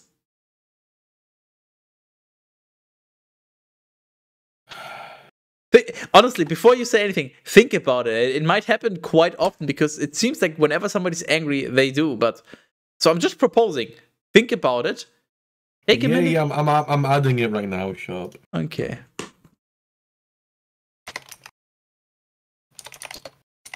Or let's be more specific. Somebody tears their own garments, not someone else's. Because tearing someone else's garment might be a different story. That's like, you don't deserve clothes. But it's like, I'm angry. Hulk, roar. Just Hulk smash. yeah. He tore his garments and he passed along the wall.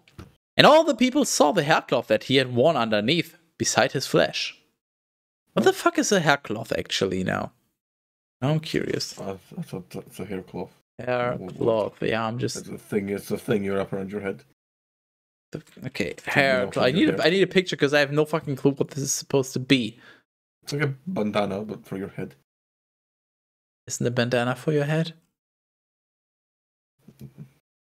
What is it? I'm looking at pictures and I still don't understand. Is haircloth just a type of fuck the word? I can't English anymore. Help! Is it just a type of fabric? Because that's what I'm seeing, apparently. I mean, okay. Whatever. I'm pretty sure it is literally just a piece of fabric that you... I don't know. Fucking... No one cares. It's something. Don't worry about it. Beside his flesh. Why are you worrying about it? Because I would like to understand so I can come up with great thumbnail ideas. So you don't have to do mediocre thumbnail ideas, which take effort on your part. You're so welcome. Help, there's an ambulance outside. Oh no. Open a window, start cheating. And the king said, "May Skytis do these things to me, and may he add these other things, if the head of Elisha, the son of Shaphat, will remain on him this day." Now Elisha was sitting in his house, and the elders were sitting with him, and so he sent a man ahead. And before the messengers arrived, he said to the elders, "Do you not know that the son of a murderer is sending someone to cut off my head?" Do you understand the irony? Do you know the way? Therefore watch, and when the messenger arrives, close the door, and you shall not permit him to enter. For, behold, the sound of his Lord's feet is behind him. Sure.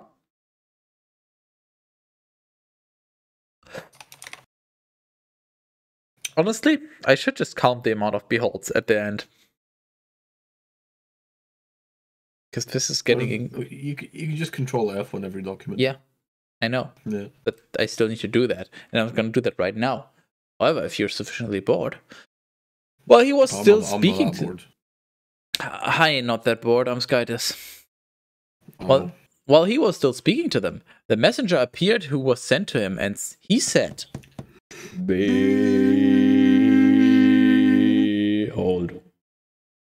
Okay, then.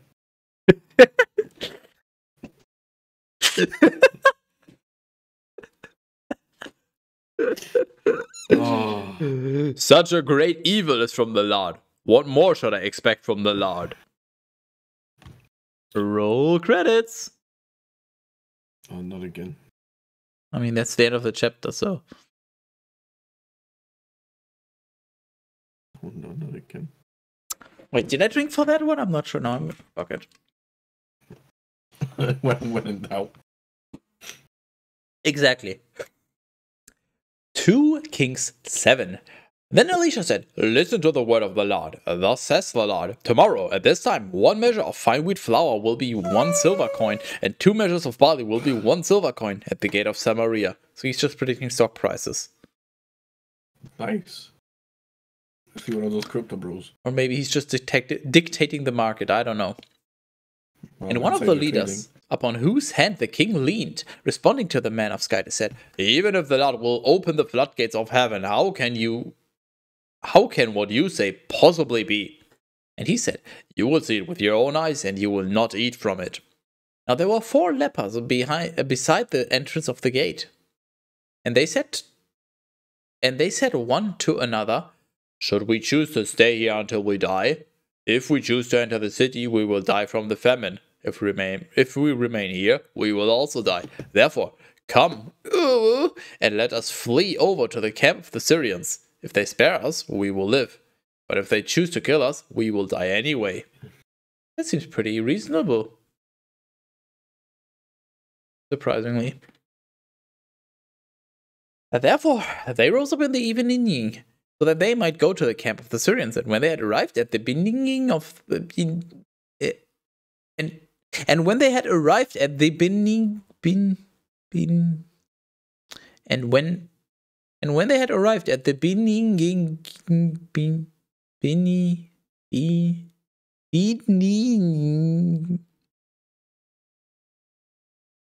and when they had arrived at the thanks, guy. That's really cool. Shut up, Teras. And when they had arrived at the beginning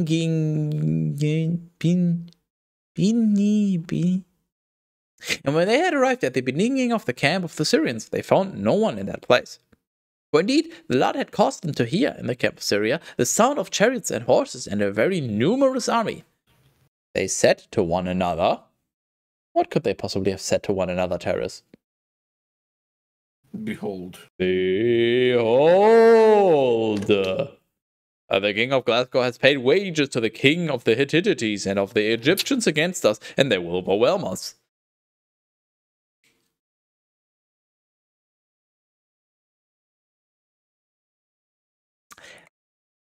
Therefore, they rose up and fled away in the dark, and they left behind their tents and horses and donkeys in the camp. And they fled, desiring to save so much as their own lives. And so, when these lepers had arrived at the beginning,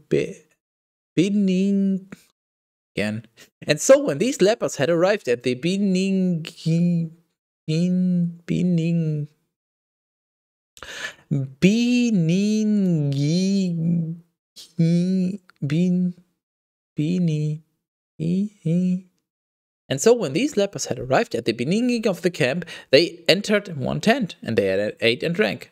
And they took from there silver and gold and clothing, and they went away and hid it. And they returned again to another tent, and similarly carrying away from there, they hid it. Then they said one to another, we are not doing the right thing, for this is a day of good news. If we remain silent and refuse to report it until morning, we will be charged with a crime.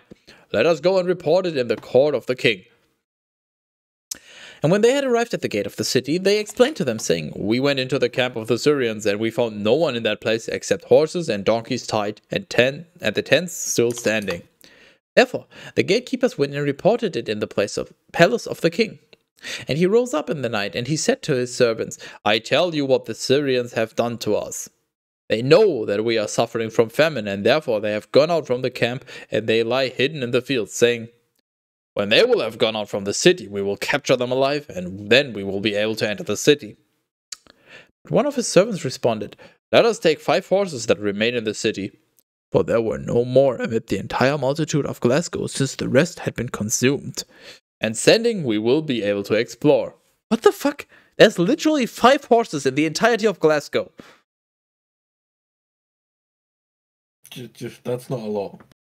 Because they've eaten the rest. Probably my favorite. Therefore they brought 2 horses. And the king sent them into the camp of the Syrians, saying, go and see. And they went away after them as far as the Jordan. But, behold, the entire way was filled with clothingant vessels, which the Syrians had thrown aside when they were disturbed.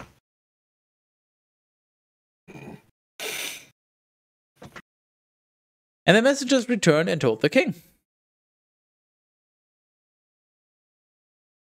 And the people, going out, pillaged the camp of the Syrians, and 1 measure of fine wheat flour went for 1 silver coin, and 2 measures of barley went for 1 silver coin, in accord with the word of the Lord. Then the king stationed that leader, on whose hand he leaned, at the gate. And the crowd trampled him at the entrance of the gate, and he died in accord with what the man of Skytis had said when the king had descended to him. I guess this was mentioned before, so technically it's not dying within 10 lines, so... Rip. Okay.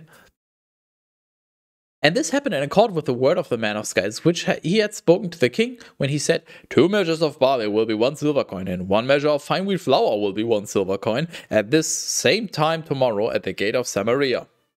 Then that leader had responded to the man of Skytis, and he said, even if the Lord will open the floodgates of heaven, how can what you say possibly happen? Like literally a recap of what happened half a page ago. Oh, no, my favourite. I'm so glad. I've already forgot, so I'm glad we've got a recap. This book is perfect for you. You're so welcome. Hey, Skytis, I think the police is after you. Well, what? I didn't understand. I heard, hey, Skytis. The police is after you. Actually, that's an ambulance and not a police. Yeah. It's fine, don't worry about it. Next time on Dragon Bible Z, how about I'm dragging these Bibles across your drinking? Wow, you really stretched that one thin.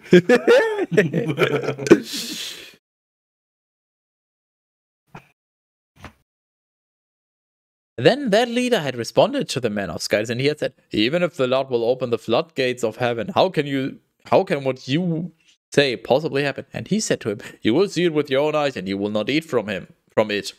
Therefore it happened to him just as it had been predicted, for the people trampled him at the gate, and he died. The end. That's just... 2 Kings 8.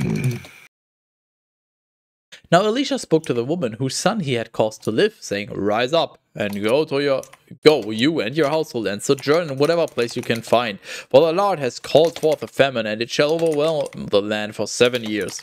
And she rose up, and she acted in accord with the word of the man of Skytis.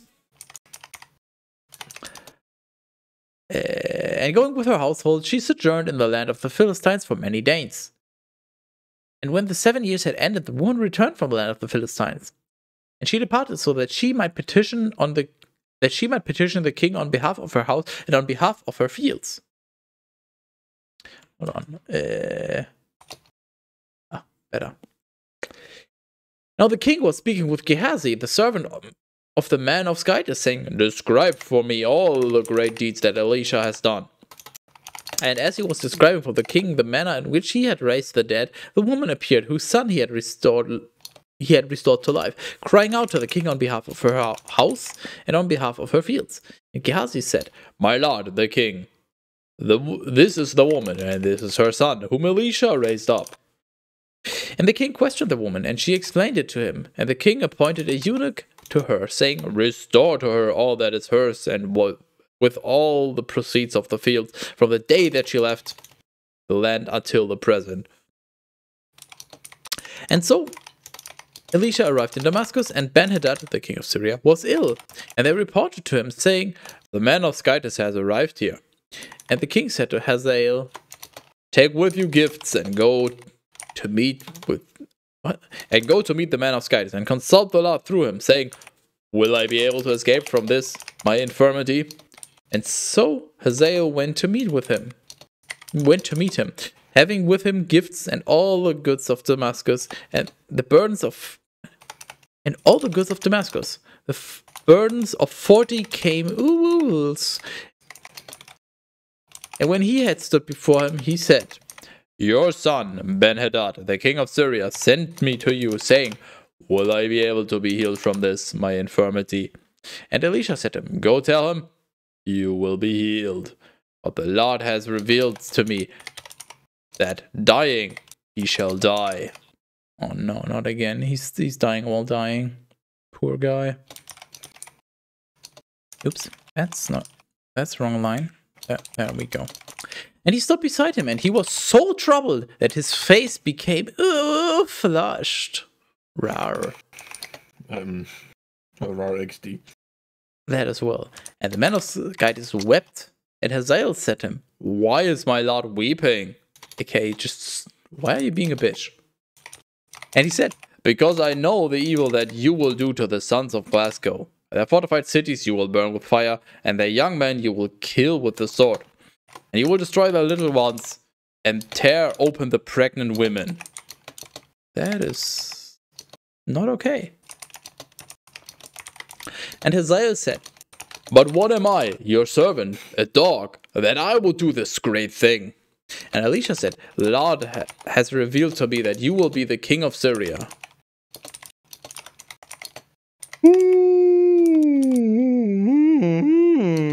Okay. And when he had departed from Elisha, he went to his Lord, who said to him, what did Elisha say to you? He responded to him, he said to me, you shall receive health. And when the next day had arrived, he took a small covering and poured water on it. And he spread it over his face. And when... Hold on, I need to... What? And when the next day had arrived, he took a small covering and he poured water on it. And he spread it over his face. And when he died, Hazael reigned in his place.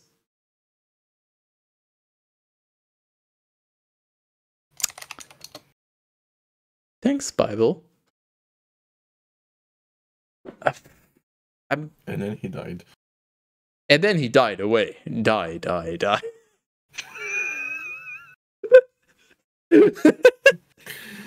So the next day. In the 5th year of Joram, the son of Ahab, the king of Glasgow, and of Jehoshaphat, the king of Judah, Jehoram, the son of Jehoshaphat, reigned as the king of Judah. He was 32 years old when he had begun to reign, and he reigned for 8 years in Jerusalem. Can I stop yawning, please? And he walked in the ways of the kings of Glasgow, just as the house of Ahab had walked. Okay? For the daughter of Ahab was his wife, and he did what was evil in the sight of the Lord. But the Lord was not willing to destroy Judah because of David, his servant, just as he had promised him, so that he might grant a light to him and to his sons for all days. In his days, it's in the Bible, drew apart, so as not to be under Judah, and they appointed a king for themselves. And so Jehoram went to Zaire, and all the chariots with him. And he rose up in the night, and he struck down the it's in the Bible, who had surrounded him, and the leader of the chariots. But the people fled to their tents, and it's in the Bible, drew apart, so as not to be under Judah, even to this day. Then Libnah, what's Libnah? Also drew apart at the same time. I'm disappointed. Now the rest of the words of Jehoram and all that he did, have these not been written in the book of the words of the days of the kings of Judah? I'm running out of alcohol here. This is a surprisingly packed session. This bottle was full yesterday. It's empty now. This guy was empty yesterday. He's full now.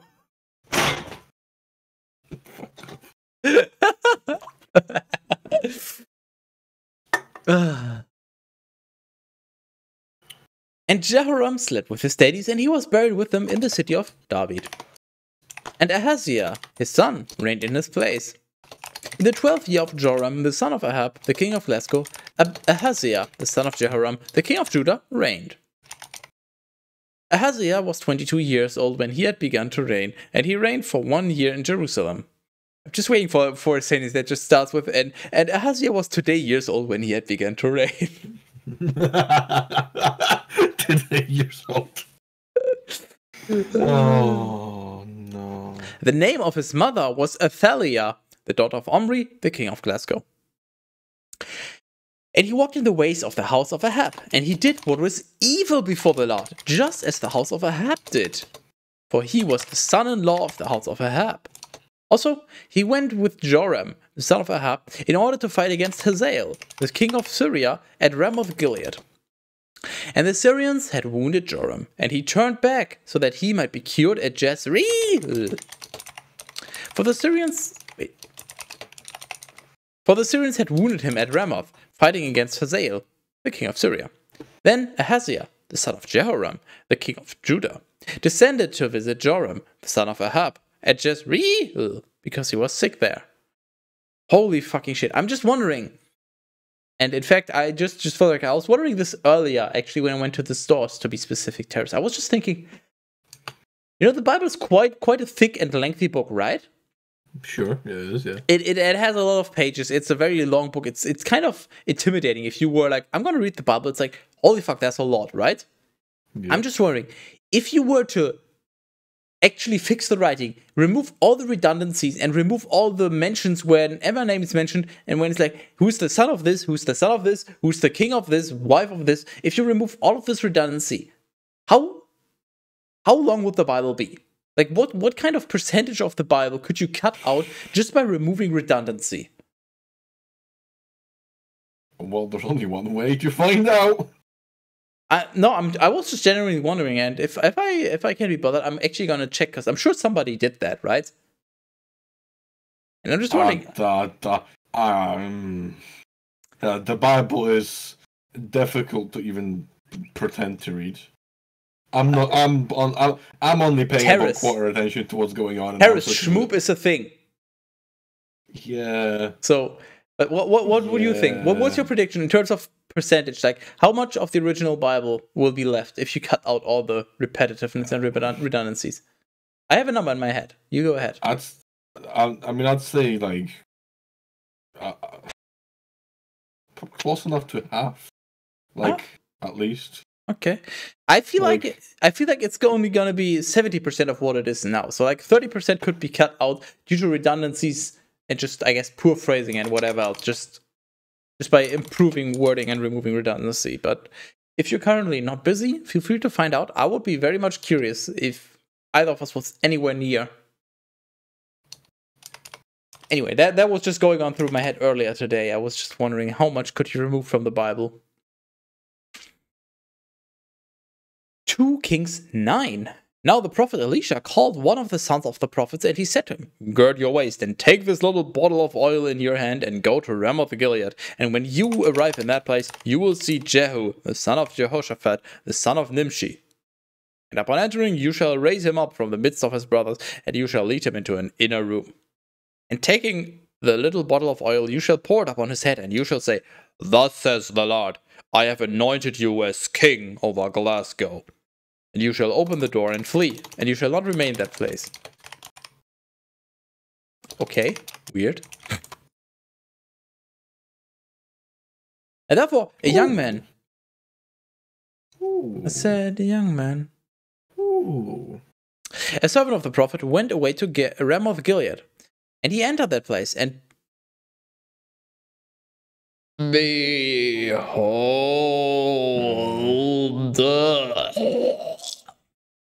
the leaders of the army were sitting there, and he said, I have a word for you, O prince.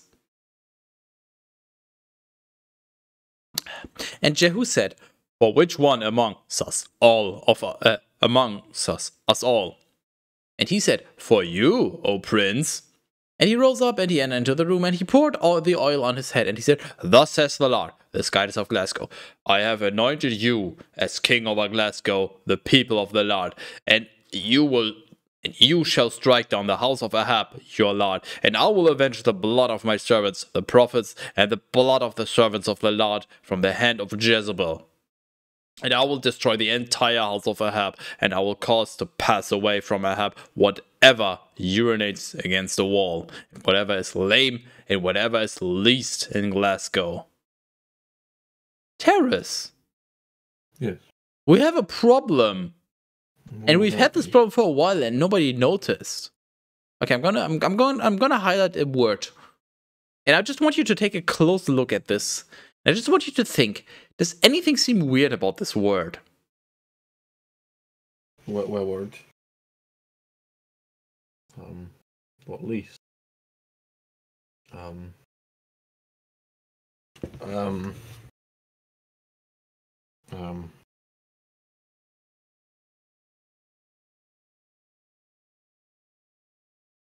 What? Oh, Somebody figured it out. Oh yeah. What the fuck? Exactly. What the fuck? I don't know. I don't know. Shut up. We've already established that something went wrong. Don't worry about it. Well, how about you fix this one at least, Onion? No, you can. I literally can't because it will lag out the document so that I can't continue reading. No, I mean you can literally just type that one bit. You need to do a find and replace though. No, don't worry about it. I've technically already done that. Yeah, apparently you didn't, because clearly. Oh, fuck you too. You have put in the Leastonian amount of effort. I found something really interesting, by the way. Like, on the topic of this whole Bible thing we're talking about, this is fucking cool, actually. So, it's called, it's short ERV, easy to read version. It's Bible easy to read version. And it's, like, just a really compressed Bible. I mean, schmoopy like. And I mean, like, and I mean, this is actually, like, this is, hold on, what Skytis? There we go. There you go. How long is this? How long? Okay, Teras. It's still quite long, but it's. Yeah. This is almost impressive. Genesis 1. Inni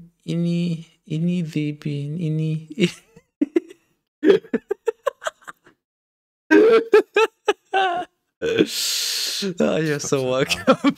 How do I go to the next page? I don't understand how to use this. There's little arrows at the bottom. It's like a video player, but really shit. I don't understand it either. There are no arrows for me. Oh, there. Okay, wait. 10. Yeah. So there's 2,768 pages, but the pages are like infinitely smaller. Yeah, they are. So you'd have to take all these pages and put it in a Word document or something, and then. I have a question. Just go to, hold on. Go to the next page, just the second one, where Genesis 2 is, yeah? Sure. And then let's say the 5th verse. Okay. Why is it Lord? And not just Lord? Yes. Why are you asking me? Because you sent this to me, so you are at fault. Wow. Just for the record, this is what Teras sent to me. We have a hopefully condensed version of the Bible, and it just says Lord everywhere instead of Lord. Lord God. Is there a way to just copy the entire thing out and just paste it in a document? Because then it would be easy to just. I don't know. I think it's got a really scuffed reader for a reason. Oh, there's download. There's a PDF download. I'm gonna. Yeah. Oh. Yeah. Oh. Table of content. What the?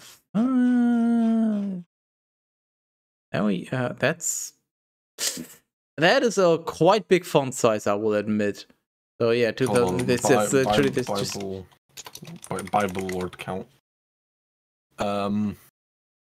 Almost three quarters of a million. That's what I'm looking for. And then I don't know what you're doing, but you know what? You do your scientific research, and I go and look at my chat and say, "Hello, Miso. Good evening." Maybe saying Lord really hurts, but that doesn't answer my question. And I will make the house of Ahab like the house of Jeroboam, the son of Nebat, and like the house of Baasha, the son of Ahijah.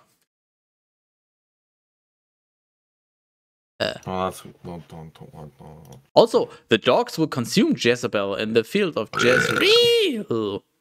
Neither will there be anyone who may bury her. Oh, fuck, this was still part of the speech. Rip. And then he opened the door and he fled. Then Jehu went out to the servants of his lord, and they said to him, "Is everything well? Why has this insane man come to you?" And he said to them, "You know the man and what he said."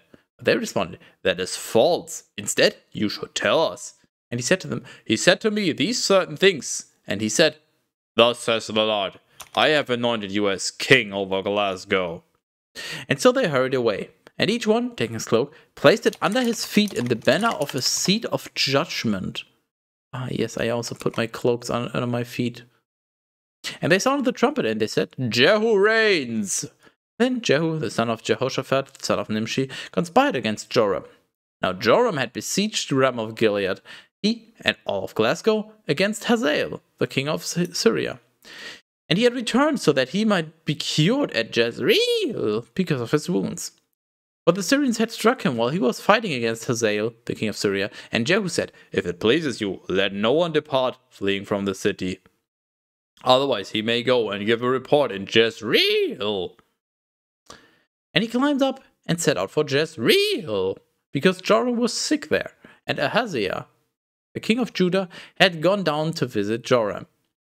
And so the watchman who was standing upon the tower of Jezreel saw the crowd of Jehu arriving, and he said, "I see a crowd." And Joram said, "Take a chariot and send to meet them. And those who go should say, 'Is everything well?'" Therefore he who had climbed into the chariot went away to meet him, and he said, "The king says this, 'Is everything peaceful?'" And Jehu said, "What peace is there for you? Pass by and follow me." Also the watchman gave a report, saying, "The messenger went to them, but he did not return." Then he sent a second chariot of horses, and he went to them, and he said, "The king says this, 'Is there peace?'" And Jehu said, "What peace is there for you? Pass by and follow me." Then the watchman gave a report, saying, "He went all the way to them, but he did not return. But their advance is like the advance of Jehu, the son of Nimshi, for he advances precipitously." That's a strange way of phrasing it. Same. And Joram said, "Yoke the chariot." And they yoked his chariot. And Joram, the king of Glasgow, and Ahaziah, the king of Judah, departed, each in his chariot. And they went out to meet Jehu. And they met him in the field of Naboth, the Jezreelite. And when Joram had seen Jehu, he said, "Is there peace, Jehu?" And he responded, "What is peace? Baby, don't hurt me. For still their fornications of your mother Jezebel and her many poisons are thriving." Then Joram turned his head, and fleeing, he said to Ahaziah, "Treachery, Ahaziah!" But Jehu bent his bow with his hand, and he struck Joram between the shoulders, and the arrow went through his heart, and immediately he fell in his chariot. And Jehu said to Bidkar, Neg, his commander, "Take and cast him into the field of Naboth, the Jezreelite. For I remember when you and I, sitting in a chariot, were following Ahab, this man's daddy, that the Lord lifted this burden upon him, saying, 'Certainly I will repay you in this field, says the Lord, for the blood of Naboth, and for the blood of his sons which I saw yesterday, says the Lord. Therefore take him now and cast him into the field in accord with the word of the Lord.'" Wait, so who died? Joram, okay. But Ahaziah, the king of Judah, seeing this, fled along the way of the garden house. And Jehu pursued him, and he said, "Strike this one also in his chariot." And they struck him on the ascent to Gur, which is beside Ibleam. But he fled into Megiddo, and he died there. And his servants placed him upon his chariot, and they took him to Jerusalem, and they buried him in the sepulchre with his daddies in the city of David. In the 11th year of Joram, the son of Ahab, Ahaziah reigned over Judah, and Jehu went to Jezreel. But Jezebel, hearing of his arrival, painted her eyes with cosmetics, and he adorned her head. Nice, just applying skins. And she watched through a window as Jehu was entering through the gate. And she said, "Is it possible for there to be peace with Zimri, who killed his lord?" And Jehu lifted up his face to the window, and he said, "Who is this woman?" And two or three eunuchs bowed down before him. And he said to them, "Throw her down with force." And they threw her forcefully, and the wall was splattered with her blood, and the hoofs of the horses trampled her. What the fuck? Same, honestly.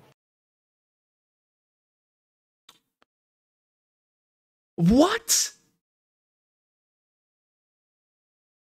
And when he had entered so that he might eat and drink, he said, "Go and see to that cursed woman and bury her, for she is the daughter of a king." But when they had gone,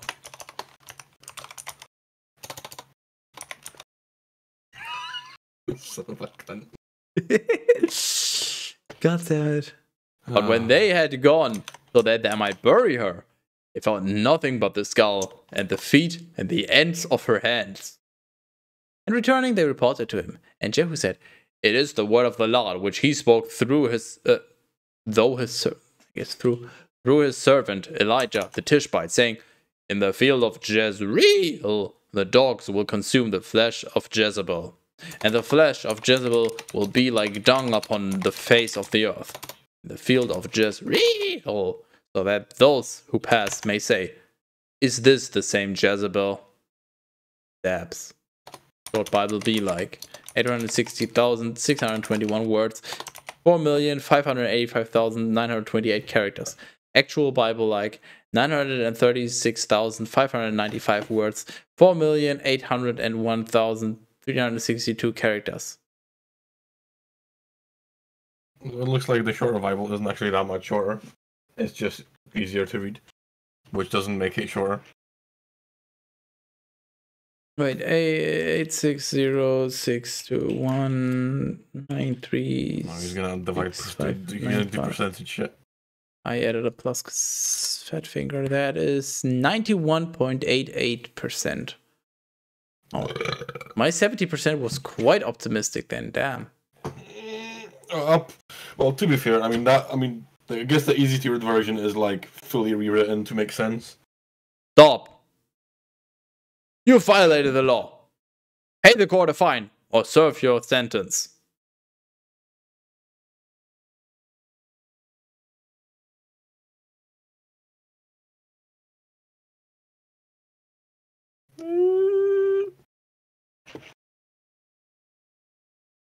That is a mafia boss. How did you know? Well, unless there is a very strong games. Games. There's nothing strong. Well, it's tomorrow time. No. Let me finish what I was saying. Oh. Unless there's a very strong financial incentive, we will be done here. I don't even think that would save me, to be fair. I would have to be very, very strong. As if you wouldn't do another hour for $10. Yeah, no, you can shove that head back up your fucking ass. Okay then. How rude. $40 minimum. Yeah, who's gonna pay that, huh? Yeah, no, hopefully no one.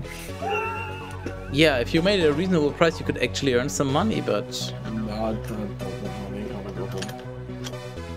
Money. What about $9? Good question, Teras. I need another piss. What about $9? I'm leaving. I'm gonna Yeah, go but piss. $9. No. That's worse. Correct, but what about $9? No. This is so sad. Can we get $9? I'm a head out, kids. I wish you the best of luck with that. He departed. Okay. Ivan is playing Finnish Army Simulator again. Vogel is doing Left 4 Dead 2 speed runs. Where are we going? You have like 15 seconds to voice your opinion.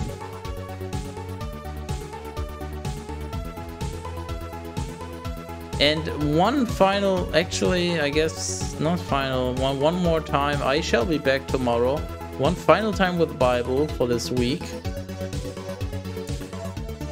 So tomorrow, one more Bible reading, hopefully with Toa, unless something happens, but hopefully he shall be there, and we will have a fantastic Bible reading.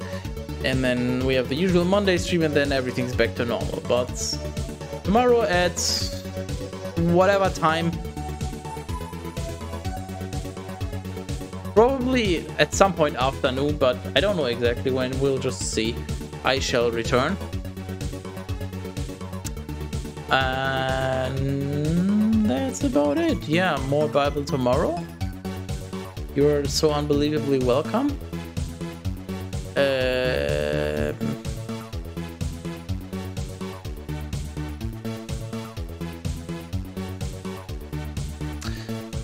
Hold on, let me see what he's doing. You'll survive the blah blah. Trust me, I've built up natural resistance to it now. Let me close all these unnecessary things and while I stall for time. So I shall see you tomorrow afternoon-ish TM.